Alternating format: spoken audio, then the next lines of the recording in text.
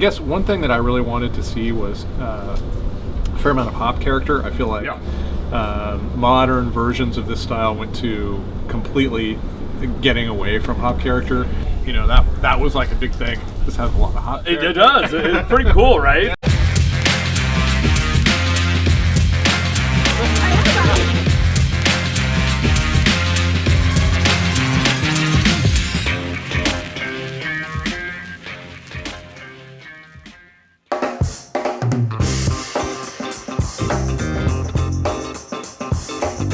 I've been a fan of PFRIEMS for a lot of years, and I've had the good fortune this last year to partner with pFriem. And one of the things we're working on is a collaboration beer that I'm excited about. It's a version of the original Vienna Lager. A couple of years ago, I got to travel to the original brewery where Anton Dreher brewed the original Vienna Lager in 1841, and it set the world on fire. It was super famous when it came out. One account called it fire in the glass. And it's a very full-bodied, rich, wonderful 19th century beer, and it was incredibly influential, even more influential than Pilsner was in the 20 or 30 years before Pilsner took over the world. So we're going to try to remake that version and see if we can see what the original Anton Dreher Vienna Lager tasted like. Tell me, when this beer is done and you pour out that first pint, what do you expect to see? What are you hoping for? I'm hoping this is actually quite different from most of our lagers. You know, most of our lagers dry out pretty low. You know, even our decoction Oktoberfest was like 2.3 final gravity. We're targeting this to be 3. So, you know, we wanted to replicate beers of old where, you know, they were, you know, under modified malt, you know, a lot less technology on the brew house. Like they weren't going to be able to produce that much fermentable sugar. So it'll be a little fuller, a little richer of a beer. You know, I think it's going to be kind of more of like a winter sipper. You know, not like high ABV, you know, like really toffee nutty but it's going to be a little fuller. It's going to kind of be more of like a contemplative pint, but still light enough. You know, it's going to come in at about 4.5 ABV, so you can still session it pretty easily. We got our dimpled mugs and our Czech side pull faucet, so. It's very cool. Can't wait, that's gonna be fun. I'm really looking forward to it.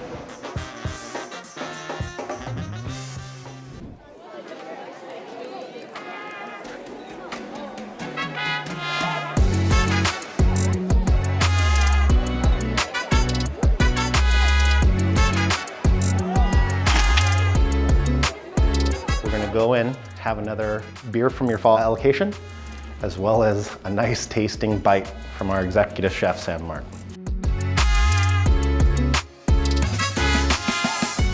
In order to make both 6-pack 12-ounce Pilsner and Spontané 1, that's literally 2 casks only available for Beer Club members, to do it all into one brewery's program is unique.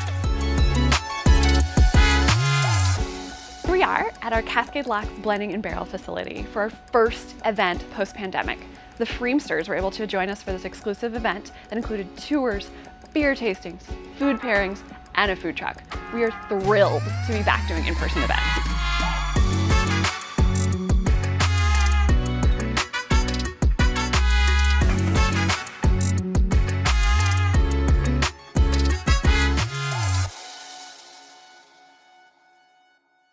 Well, welcome to Thursday Afternoon Sensory. Once a week, we get all of our key stakeholders and brewing managers together so we can check in on our beer in a package form. We look at all of our core beers, Pilsner, Pale, IPA, Hazy IPA, as well as some of our seasonal specialty bottles such as Belgian Strong Dark Ale. We taste these beers that are stored at different age points, so we go 1 week, 3 weeks, and 6 weeks. And we also try them at different temperatures. We actually blind those samples so that we can understand how our beer is aging and tasting, and we can get a sense of how our consumers are experiencing it in the trade.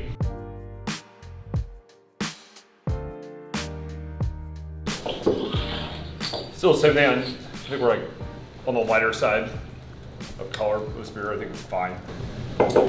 Color aside, this is delicious. It's really good. I could use more hop character for sure. It's pretty roasty, even with the mash stain. I love that interplay of those like orange citrus hops and the like roast coffee. You know, it's almost what our coffee pail was when we were doing Oh, that. yeah, It totally. reminds me of that a lot. Foam, super nice. Cold is great. Super tropical, juicy. Warm's going doughy. Dough's back. It's never left. Cold is like really holding on to tropical fruit, like citrusy, like bright, like It's like orange. orange. Yeah, very orange. This is probably the best 6-week hazy I've tasted. For juicy, Or juicy, sorry. Yeah. you know, we've really been working on this brand for quite some time.